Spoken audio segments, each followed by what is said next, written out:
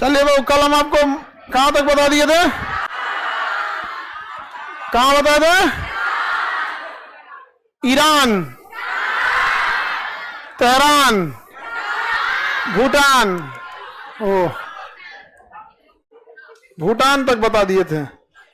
ऐसे बोलो नहीं ना भूटान, ईरान बोलेगा सब कहेगा सब भूटान। मेरा कान खराब हो गया बोलते, मेरा कान खराब है जी। ये सब करिए से यस सर। हाँ तो ये सबको क्या समझ में आएगा? अंग्रेज कहिएगा तो आप लोग कानून सब खराब हो चुका रहेगा। अभी आप लोग को 30-35 में क्या समझ में आएगा? हाँ 35 नहीं कितना 34 होगा, 38।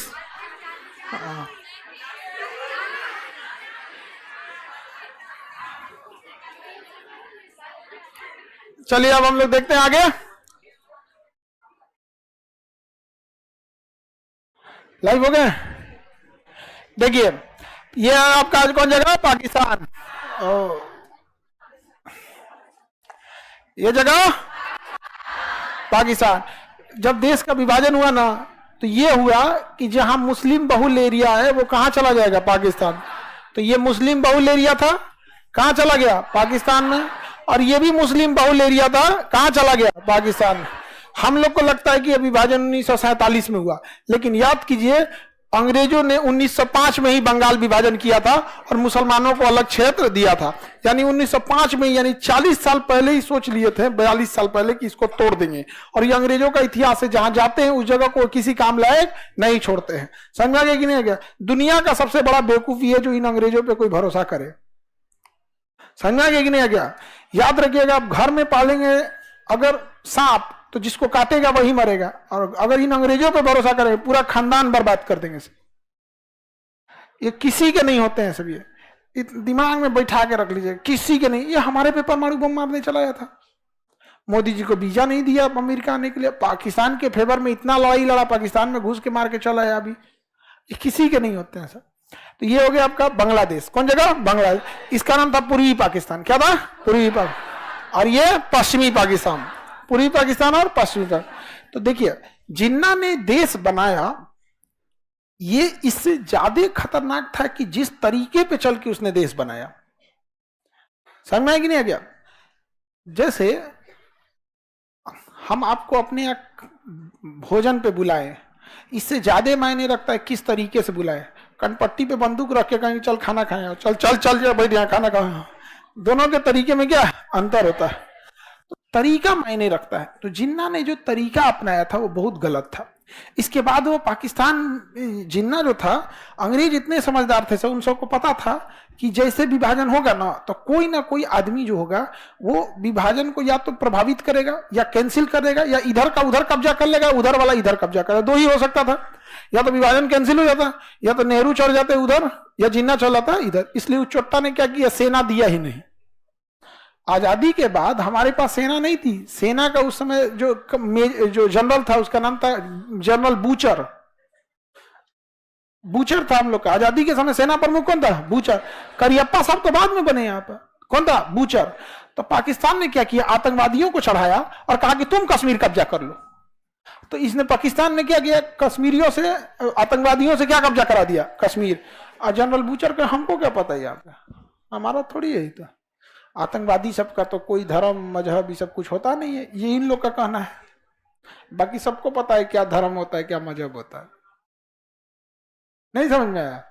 पता तो सबको होता है। तो ये हो गया आपका कौन सा जगह? पीओके। अब ये है बांग्लादेश, पूर्वी पाकिस्तान। 1972 से पहले ये था पूर्वी पाकिस्तान। अब समझिए ध्यान से, आप हकीकत समझिएगा तो आपको पाकिस्तान नाम से नफरत हो जाएगा। जब इलेक्शन हुआ यहाँ पर तो ये यहाँ तुम लोग इतना लेट दूसरे हॉल में था, लेट से थे। कार्ड चेक हो रहा है, कहाँ है कार्ड तुम लोग का? विदाउट आई कार्ड नहीं आया करो। एक तो इतना खराब लगता है उठपटांग। कोई एक रहता है कि बहुत ज्यादा फीस रहती तो विदाउट आई कार्ड या फिर करता था। 200 रुपया मैप की फीस है, उसमें भी अगर चोरी से घुसने की कोशिश करते हैं समझो, तो ये गरीबी नहीं है, ये मेंटेलिटी है। आप समझिए आज के डेट में अगर 200 रुपया फीस के लिए नहीं है तो आके बोलेगा ना। लेकिन आपको क्या लगता है कि पटना में 3-4 महीने के कोर्स के लिए 200 रुपए के लिए और चोरी से विदाउट आई कार्ड घुसेगा, तो ये गरीबी बहाना थोड़ी है। अभी मेंटेलिटी बन गई है कि भाई अब कोई नहीं देख रहा तो घुस जाओ। आगे बढ़ते हैं। ऐसे भी कभी हम लोग किसी को फीस वगैरह के लिए जितना कम कर सकते थे उतना कम किए लोग यहाँ पे।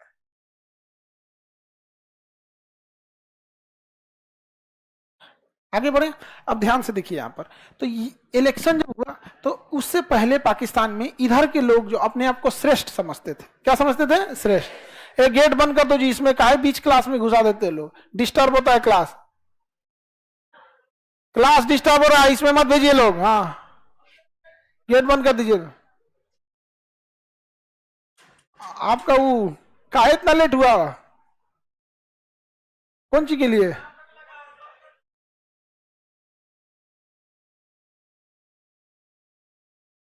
उसको किसी किसी हॉल में ले जा लो। विदाउट आई कार्ड वाले होंगे लोग ज्यादातर उधर।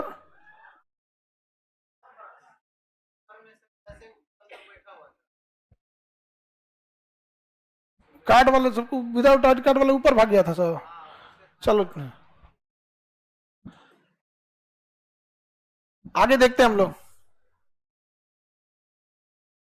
हम ऑनलाइन वाले ठीक है टाइम से आ जाते हैं, यहाँ टाइम से लगा दिया जाता है।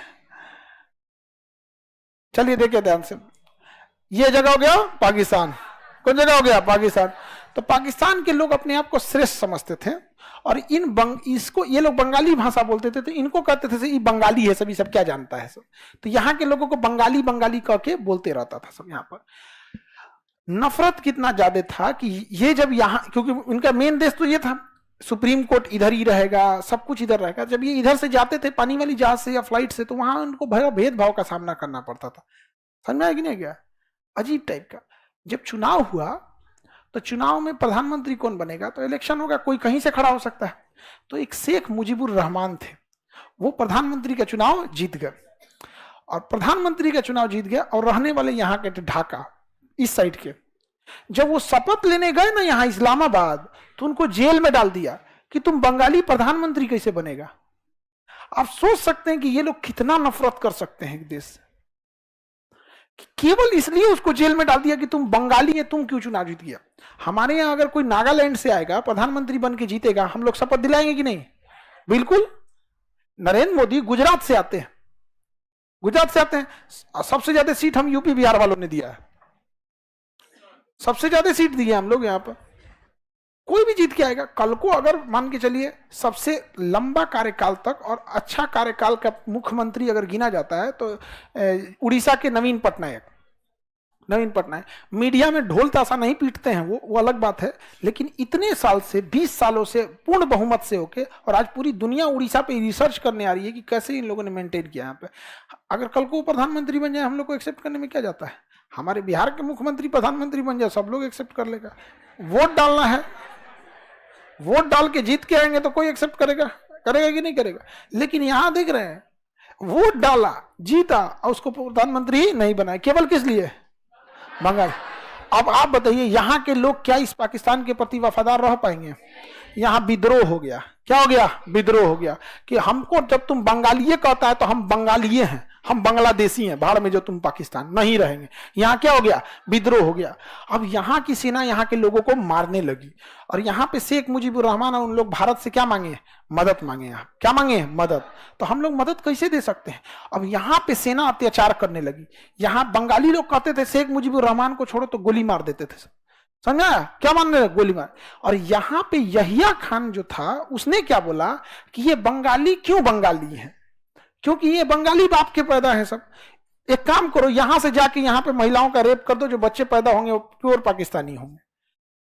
वहां से यहां ले आके 30,000 महिलाओं का रेप कर दिया सब, बंदी बना के लाता था सब। और वहां आर्मी का मेजर बैठा होता था।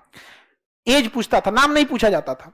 जैसे जैसे अगर आपको कैंप में लाया गया तो नाम पूछा जाएगा, नाम, पता, एड्रेस, ताकि आपका डॉक्यूमेंट तैयार किया। वहां ऐसा नहीं, पुरुष भाड़ में गया, महिलाओं को लाता था, एज पूछता था, 35 साल इधर करो, 40 इधर करो, 20 इधर, 25 इधर।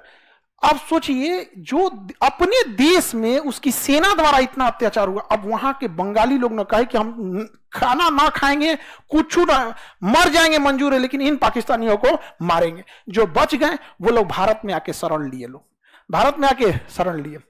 अब इंदिरा गांधी ने मानेक शॉ को बुलाई, उस समय भारत के फील्ड मार्शल मानेक शॉ थे, सैम मार, कि युद्ध करने की तैयारी की। उन्होंने कहा फरवरी का महीना, अभी युद्ध नहीं करेंगे हम, बरसात आ जाएगा और ये पूरा एरिया पानी में दह जाता है, युद्ध नहीं, फंस जाएंगे हम लोग यहाँ पे, बरसात खत्म होने दीजिए। तो उन्होंने कहा कि शरणार्थी इतने ज्यादा आ गए हैं और ये समस्या है, इतना जल्दी युद्ध क्यों नहीं होगा? कहा कि युद्ध में और चीजों में अंतर होती है, आपकी पूरी तैयारी करिए। तो इसी बीच वो रूस से जाके संपर्क स्थापित कर ली, क्योंकि पाकिस्तान चीन से संपर्क स्थापित कर लिया, क्योंकि खुफिया जानकारी मिल गई कि भारत अटैक करने वाला है, भारत अटैक करने वाला है।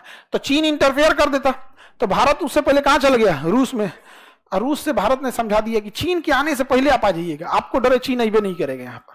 और अमेरिका चल गया, पाकिस्तान चल गया किसके पास? अमेरिका के पास। हमेशा ही दो गो बाप का है, अपन ओरिजिनल बाप भूल गया, समझ में आ गया कि नहीं आ गया? और वहां चला गया। दिसंबर का महीना आया, यहाँ पे भारत में बहुत सारे शरणार्थी आ गए। यहाँ जिन जिन लड़कियों का कोई अगर उसी के देश की सेना रेप कर दे, उसका भाई, उसका बाप सत्संग करेगा, हथियार उठा लिया और कहा कि हमको इन पाकिस्तानियों से मुक्ति चाहिए। और वहां सेना ने बनाया मुक्ति वाहिनी। अब मुक्ति वाहिनी सेना किसकी थी? बांग्लादेश वाला। भारतीय सेना पहुंची मुक्ति वाहिनी को, ये लो हथियार पकड़ो। क्या पकड़ो?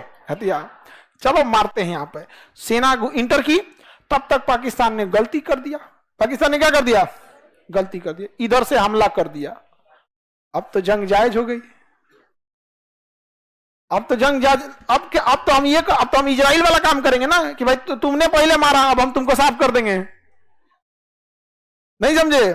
अब कोई दुनिया ये नहीं है कहेगी कि भारत क्यों हमला कर रहा है, भाई हमने तो मुक्ति वाहिनी से बात कर रहे थे, अब तुम इधर मार दिए हमारे ऊपर, अब तो हो गया कांड। और वो मारने के लिए चला आया आगरा पे बम गिराने, उसको ऑर्डर किया गया ताजमहल उड़ा देना। आया ताजमहल उड़ाने तो हमने तिरपाल से ढक दिए थे लोग। उस ससुरा 1 घंटा आगरा में उड़ा, उसको ताजमहल नहीं दिखा। अब बताओ, ये आंख के आन्हर, आगरा में तुमको ताजमहल नहीं मिला तो पेठा खाने गए थे। आगरा में तो ये चीज फेमस है, पेठा, ताजमहल, नहीं तो पागल खाना। आगरा का पागल खाना भी बहुत फेमस है यहाँ पे। तुम लोग को कम से कम ये चीज तो पता होना चाहिए, पागल खाने का पता करके रखो। अच्छा, रांची वाला पास है यहाँ पता? अच्छा देखो कितना ईमानदार लड़की है सर, रांची वाला पास है ये पता है हमको। हाँ, आगे बढ़े। अब देखिए गलती कौन कर दिया? पाकिस्तान। हमला कर दिया। क्या कर दिया? हमला कर दिया। तो अब तो युद्ध हो गया, जायज हो गया। मानेक शॉ ने पूरी तैयारी कर रखी थी, चारों ओर से सेना घुसा दिया। कहां पे? बांग्लादेश, चारों ओर से। और इस सेना की हेल्प कौन कर दिया? मुक्ति वाहिनी। दूसरे जगह जाते हैं तो हम लोग को आता पता नहीं रहता। अब कानपुर में जाएंगे तो आपको कौन पता कौन गली किधर से जाएगा वहां पर। अब मुक्ति वाहिनी वाले जो थे वो कहें कि चलिए चलिए बताते, ये घर उड़ाइए, कर्नल का घर है, उड़ाइए को, बम मारिए, इसको मार के उड़ा दिया, है को उड़ाइए, यहाँ एक और लड़का पढ़ता है, स्कूल उड़ा दीजिए, सेना वाले को उड़ाइए। यहाँ पे मुक्ति वाहिनी मिलके पूरे भारतीय सेना का स्वागत किया। इतना मार मारे लोग हम लोग बांग्लादेश को ना, तबाह हो गया बांग्लादेश चारों ओर। बांग्लादेश का उस समय गवर्नर, क्योंकि उसका वो राज्य था, पाकिस्तान का एक राज्य था, तो वहां गवर्नर रहेगा। तो हम लोग ने दबाव डाला गवर्नर पे कि तुम सरेंडर करो। तो गवर्नर ने कहा हम मर जाएंगे लेकिन सरेंडर नहीं करेंगे। तब तक गवर्नर गया था मेस में खाना खाने, तो यहां से एयरफोर्स उसका घर पे गिरा दी।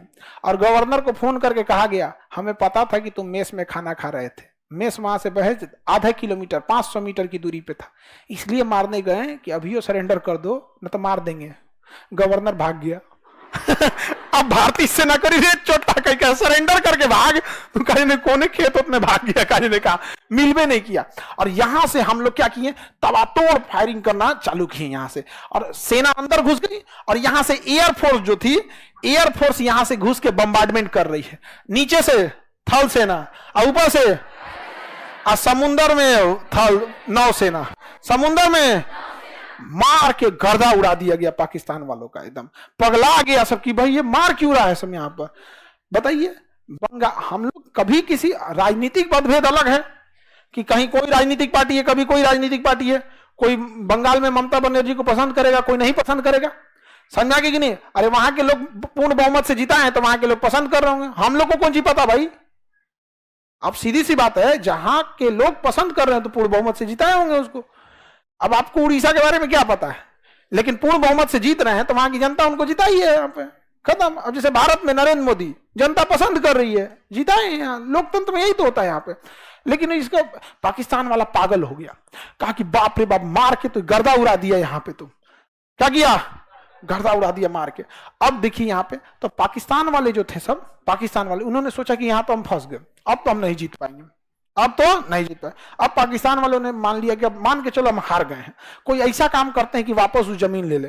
तो पाकिस्तान वाले ने सोचा कि ये एरिया कब्जा कर लेते हैं, ये एरिया कब्जा कर लेते हैं, क्योंकि भारत का ध्यान इधर है। और जब युद्ध समझौता होगा तो कहेंगे कि तुम मेरा वापस करो, हम तुम्हारा वापस कर देते हैं। सोच रहे हैं कितना खतरनाक था। और उसने खुफिया जानकारी निकाला कि यहां जैसलमेर का जो जगह था, यहां महज 120 फौजियों की ड्यूटी थी। कितने फौजियों की? 120 फौजियों की ड्यूटी थी, और सब सिख सरदार थे लोग। सब कौन थे? सिख सरदार। और उनके कमांडर था, जो कमांडर थे मेजर चांदपुरी, मेजर कुलदीप सिंह चांदपुरी। अब यहां पाकिस्तान वाले ने इस 120 सैनिकों को मारने के लिए 6000 की फौज भेजा। कितना? 6। और उस 6000 के साथ साथ आगे से उन्होंने टैंक भेजा, लगभग 100 की संख्या में। क्या भेजा? टैंक। ये टैंक अकेले के इसको कोई मार ही नहीं सकता है, टैंक को, बहुत मजबूत होता है टैंक यहाँ पे। और 6000 की फौज भेज दिया और टैंक भेज दिया, और कहा कि इसको मार के और रातों रात जोधपुर पहुंच जाओ। अब भारत की एयरफोर्स इतनी कमजोर थी उस समय कि रात में उड़ नहीं सकती थी, रात में उड़ नहीं सकती थी। सोचिए, इतनी कमजोर एयरफोर्स थी, इसलिए हमला कब किया? सब रात में, रात में हमला किया सब। 120 फौजियों के ऊपर 6000 फौजी और पूरी टैंक रेजिमेंट लेके आ गया सब। सोचिए क्या इन चोटों को लगता है यहाँ पे। और तब दिल्ली से आदेश गया मेजर कुलदीप सिंह चांदपुरी को कि आप वापस हट जाइए, आप नहीं लड़ पाएंगे क्योंकि 6000 फौज है, आप हट जाइए। इसके बावजूद आप लड़ना चाहे तो आप अपने ऊपर। तो उन्होंने क्या कहा? 1.25 लाख नू एक लड़ावा तो गोविंद सिंह नाम रखा। गुरु गोविंद, हम लोग सौभाग्यशाली हैं, गुरु गोविंद सिंह का जन्म स्थल पटना है, पटना साहिब। यहाँ पे कंगन घाट है ना, कंगन घाट से उतर के जाएंगे तो सूरत पटना साहिब आ जाएंगे यहाँ पे। तो उन्होंने बोला भी था जब उनके यहाँ अपने अनुयायियों से कि चिड़िया नू में बाज लड़ावा, चिड़िया से हम बाज लड़ा, गीदड़ नू में शेर बनावा, और 1.25 लाख नू एक लड़ावा तब गोविंद सिंह नाम रखावा। मतलब अगर देखिए, एक व्यक्ति 1.25 लाख के बराबर तो नहीं हो सकता, लेकिन कहने का मतलब था अगर सामने 1.25 लाख की फौज खड़ी हो और कोई डट के खड़ा हो, तब समझिएगा कि वो गोविंद सिंह का शिष्य है। मतलब 1.25 लाख की फौज से भी पीछे ना हटे आप। तो भावनाओं को समझ रहे हैं? 1.25 लाख की भीड़ देख के लोग भाग जाएंगे यहाँ पे। हम अपन बैच छोड़ दे तो लोग भाग जाएंगे यहाँ से। बैचवा छोड़ दे, कहते हैं दौड़ा दे तो बाबू तुम लोग छोड़ेगा कुछ? हाँ क्या? ऑटो वाले भी बोलते हैं इन बमनी के यहाँ ऑटो वाले जो होते हैं लोग, इनका कहना है, मतलब अब ऑटो वाले जब इधर से जाते हैं लोग ना, तो जब छुट्टी होता है तो रुक जाते हैं ऑटो वाले कि रुक जाओ, खान सर का छुट्टी हुआ है। हम लोग अभी जब छुट्टी देते हैं ना, जैसे जैसे होली की छुट्टी होगी, तो होटल जितने होते हैं उनको हम लोग बता देते हैं कि हम लोग होली की छुट्टी देने वाले हैं। तो पूछते सर खोलेंगे कब? तो बता देते इस दिन को खोलेंगे, क्योंकि सुबह शाम तक 35-40 हजार बच्चे आते हैं, वो उस हिसाब से खाना बना लेंगे, खाना बर्बाद होगा, अच्छी बात नहीं है। आप लोग इस एरिया की इकोनॉमी चलती है, समझ में आएगी नहीं? आ गया यहाँ पे बहुत सारे विद्यार्थी कहता है कि सर लॉज भी है, तो देखिए लॉज महंगा नहीं है, उस जरूरत के हिसाब से आपका है, एवरेज है।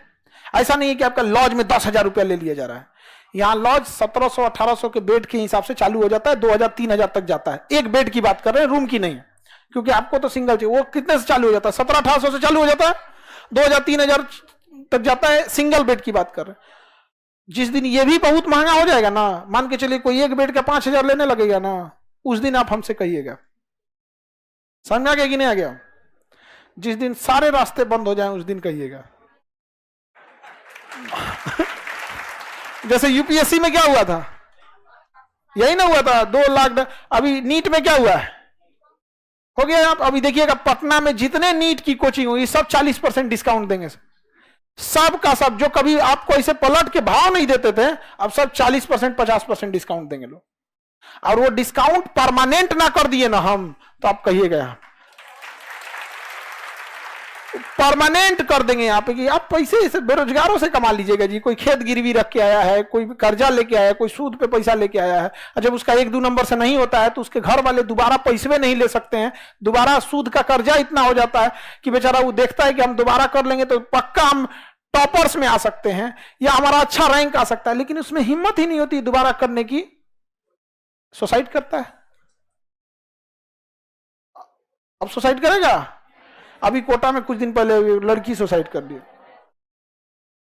सुसाइड नहीं करना चाहिए किसी को। इतना शरीर में इतना महंगा महंगा सामान लेके मार डालता है सब, किडनी है, लीवर है, यहाँ पे सुसाइड करना है तो आओ मेरे पास, हम तो निकाल के रख लेते। भाई जाइए रहा है दे दे हमरा, नहीं समझे, ला यहाँ पे दे दे। यहाँ पे कौन चले हैं सब 6000 से। अब इन लोगों को यहां से हटने का आदेश दे दिया गया। कहां से, ये जैसलमेर का जगह है लोंगे वाला, वहां से हटने का आदेश दे दिया। इन्होंने क्या किया कि इनके पास माइंस थे जो इसको उड़ा सकते थे। जमीन के नीचे टिफिन जैसा होता है, गाड़ दीजिएगा, उस पर अगर टैंक चढ़ेगा तो ब्लास्ट कर जाएगा।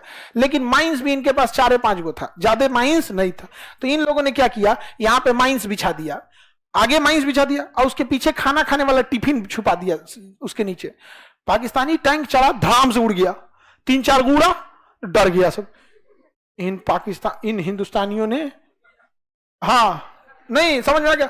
अच्छा, लड़ाई लड़ रहे हो तुम जमीन के लिए, धर्म को क्यों बीच में लाते हो? कहते काफिरों के लिए। अच्छा भाई, धर्म की लड़ाई लड़ रहे हो जमीन की, धर्म को क्यों बीच में ले आते हो? नहीं समझ आया यहाँ पे भारत में। अच्छा, पाकिस्तानियों को क्यों कहता है? उनको ये लगता है ना कि भारत में हम धर्म करेंगे तो भारत का मुसलमान पाकिस्तानियों का साथ दे देगा। अरे बैल कहीं का,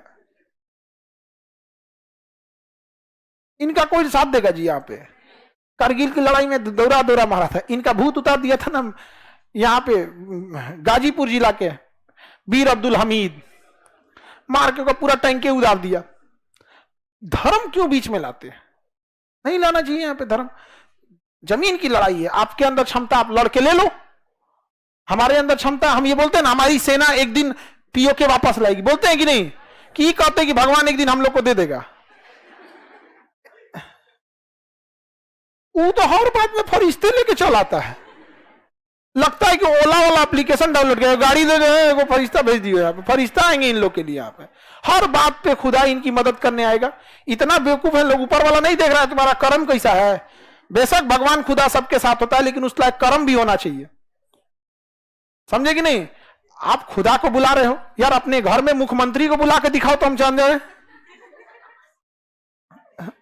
पावर समझ में, प्रधानमंत्री को तुम बुला के दिखाओ ना अपने घर में, वो भावना देंगे। यहाँ पे खुदा को बुला रहा है, उस बिल्कुल आएंगे। उस लायक आपका क्या होना चाहिए? कर्म होना चाहिए। आप भी उस लायक बनिए, आपके यहां भी आ सकते हैं कि नहीं? यहाँ पे मार के बम से उड़ा दिया लोग, पाकिस्तानी डर गया सब कि इन लोगों ने क्या लगा रखा, बारूद। इंजीनियरों को बुलाओ, वो छोटा बैकअप में इंजीनियर बुलाया सब। कहां से कि जितना माइन से निकालो। वो रात भर टिफिन निकाल रहा था, टिफिन निकाल रहा है। सोचिए कितना डरपोक था सब। हमारी जहाज यहां जोधपुर से एयरपोर्ट से जहाज उड़ान नहीं भर सकती थी क्योंकि रात था, और चांदपुरी को आदेश दिया गया था कि अगर आप रात तक रोक दिए ना तो हम इनको सुबह तबाह कर देंगे। कहा कि रात तक को हम सुबह तक रोक देंगे, आप आइए या ना आइए, हम तो इनको छोड़ेंगे नहीं यहां पर। सोचिए पाकिस्तानी कितने डरे थे। जो टिफिन निकाले सब तो एक बार खोल के तो देख सकते थे टिफिन, अरे तो फट जाएगा, अरे दूर को दूर, बाप रे बाप। जब भोर हुआ तब उन सबको दिखा कि रे ससुरात नहीं, ये तो टिफिन है। तब कहा कि तुम लोगों ने हमको धोखा दिया, मारो इनको। दौड़ गया सब क्या करने, भारत को मारने के लिए। तब आमने सामने की गोलीबारी चालू हुई, और गोलीबारी चल ही रही थी कि जोधपुर एयरबेस से जहाजों ने उड़ान भर लिया। और उसके बाद जो बम्बार्डमेंट किया गया तो उसका रिकॉर्ड अभी भी, उसकी वॉइस रिकॉर्ड है उसके कमांडरों का कि पाकिस्तानी एयरफोर्स मधुमक्खियों की तरह हमारे पीछे पड़ गए हैं, हम अपनी टैंक छोड़कर भाग रहे हैं इन खब्बीसों के वजह से। खब्बीस, बदमाश, खब्बीस मतलब समझ, हाँ, हम लोग को गरियाते हैं सब लोग, सब हिंदुस्तानियों के वजह हम लोग को कुछ कुछ बोलते रहते हैं, खबीस बदमाश सब चीज, एक ही चीज नहीं बोलता है जो बोलना चाहिए, बाप।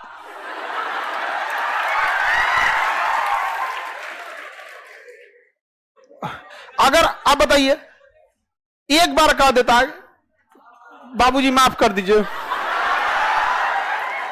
नहीं माफ कर देते लोग, आराम से कंधा पे आप रखे, आप बेटा माफ किए, चला, नहीं समझा, यहां उड़ा दिए। पाकिस्तान का इधर का सपना टूट गया।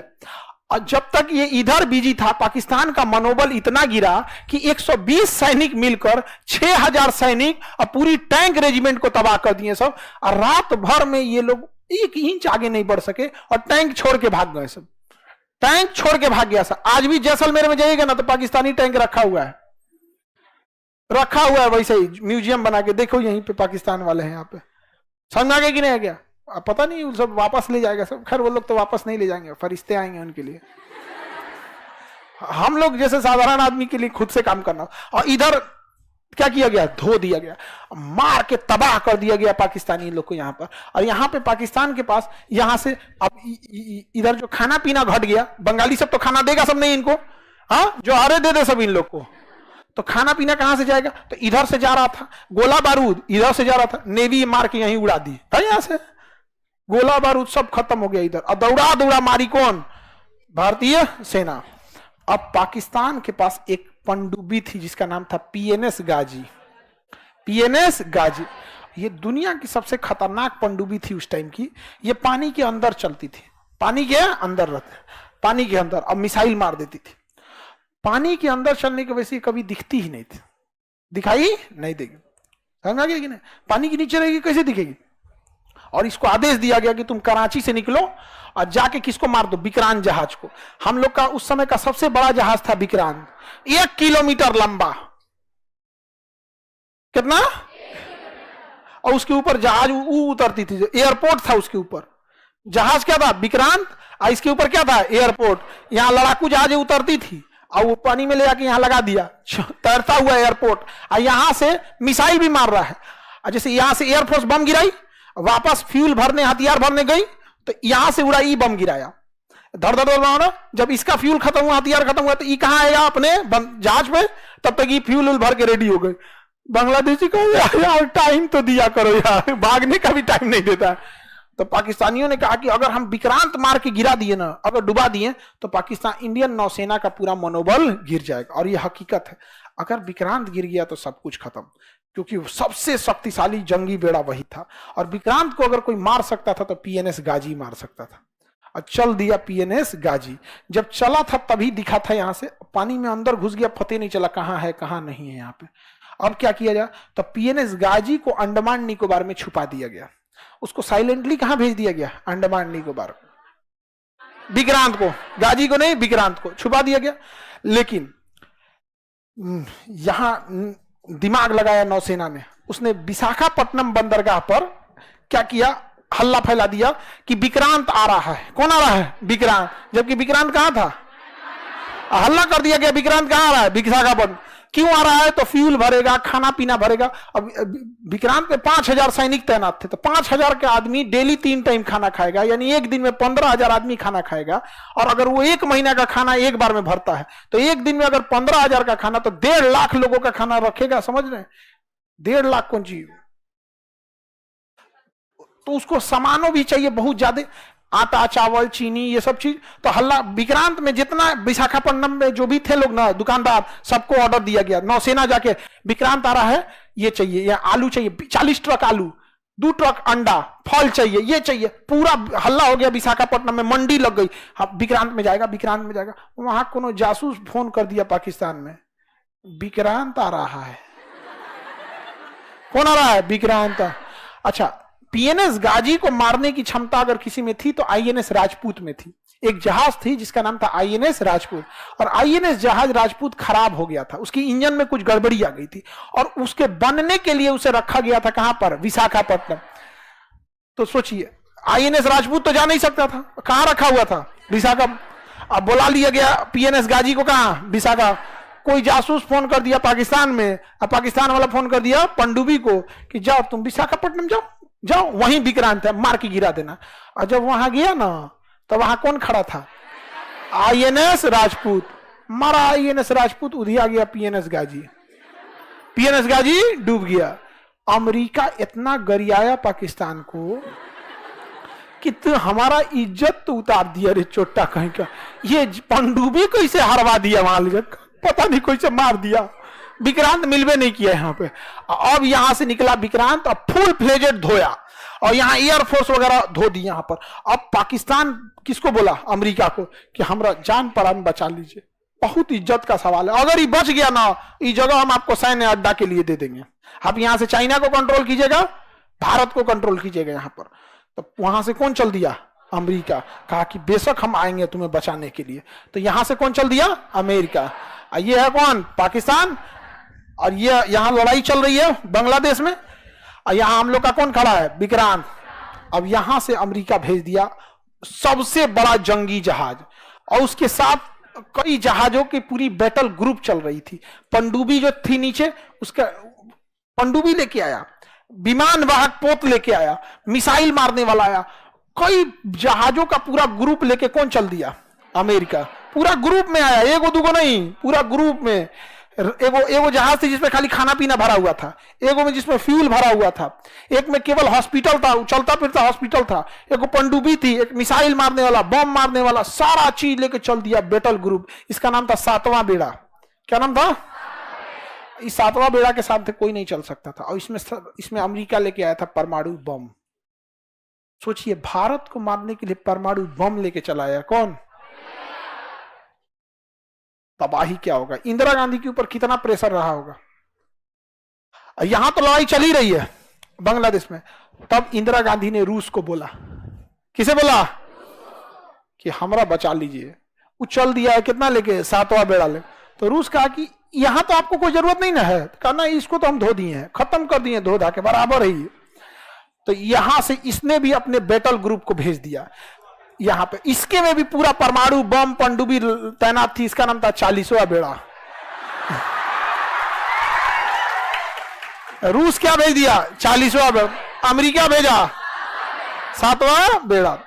अमेरिका को आने में टाइम लगा, जब तक रूस यहां आके पहुंच गया। अब पूरी जहाजों को यहीं लगा दिया चारों ओर से, 40वां बेड़ा चारों, और ऑटोमेटिक मिसाइल तैनात कर दिया कि अगर तुम 400 किलोमीटर से कम दूरी मेंटेन रखोगे तो ठीक है, 400 किलोमीटर पास आ गए ना तो मार देंगे ऑटोमेटिक। और जितनी पनडुब्बी लेके आया था ना ये रूस, सारी पनडुब्बियों को ऊपर कर दिया, रेडी टू फायर मोड में। तो अमेरिका के साथ ना ब्रिटेन भी आया था। ये दोनों साथे चलता है सर। तो ब्रिटेन वाला ना अपने प्रधानमंत्री को फोन किया, वी आर टू लेट। ई वाला टू, TOO, बहुत लेट हो गया। हाँ, हुजूर आते आते बहुत देर कर दी। वो गाना है ना, हाँ, बेचारा पाकिस्तान गाना गा रहा है, हुजूर आते आते बहुत देर कर दी। ब्रिटेन का रहा है बहुत देर हो गया, अब हमारे बस का नहीं है। 40वां बेड़ा आ चुका है। तो अमेरिका धमकी दे रहा है कि हमारे पास परमाणु बम है, हमारे पास परमाणु बम है, लगभग 100 की संख्या में परमाणु बम लेके चल रहे हैं। तो रूस ने कहा कि हमारे पास भी परमाणु बम है। और जब चला था ये बैटल ग्रुप ना, तो उस समय तक गिनती जो हुई थी वो 200 के आसपास थी।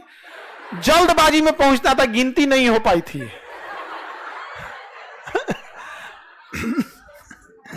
अब यहां आ गया कौन? 7वां बेड़ा।